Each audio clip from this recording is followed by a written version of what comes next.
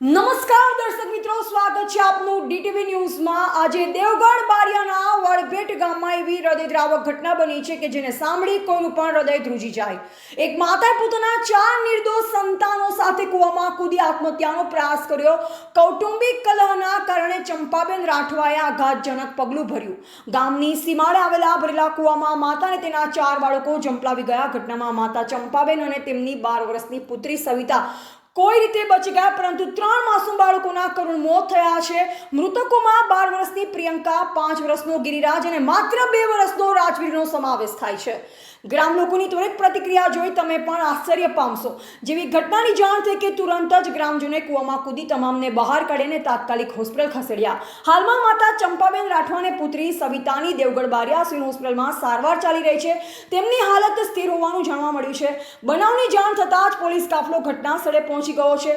તપાસનો ધમધમાટ શરૂ થઈ ગયો છે અને પોલીસે આ કેસમાં વધુ તપાસ હાથ ધરી છે। એક સાથે 3 નિર્દોષ બાળકોના મોતથી આખા પંથકમાં રેરાટી વ્યાપી ગઈ છે। આવી કરુણ ઘટના સમાજને વિચારવા મજબૂર કરે છે।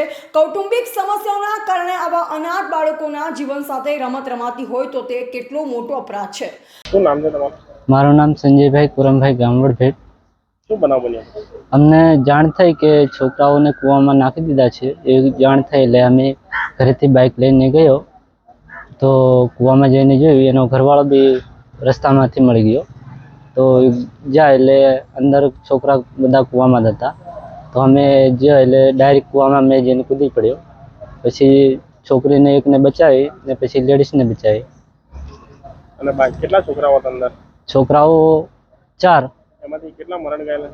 3 મરણ, એક છોકરી બચાવી ને લેડીઝ બચી। એ લેડીઝનું શું નામ છે? ચંપાબેન બિંદેશભાઈ। પછી એમને પછી દેવગઢ બારિયા હોસ્પિટલમાં ખસેડી એમને નીકળી। ડીટીવી ન્યૂઝ તમને આ ઘટનાની તાજા અપડેટ્સ આપતું રહેશે। જો તમને આ વિડીયો ગમે તો લાઈક કરો, શેર કરો, અમારી ચેનલને સબસ્ક્રાઇબ કરી બેલ આઇકન દબાવી દો, જેથી આવી તમામ મહત્વની અને તાજી ખબરો તમને સૌપ્રથમ મળતી રહે। આવી જ રીતે ડીટીવી ન્યૂઝ સાથે જોડાયેલા રહો। નમસ્કાર, જય હિન્દ।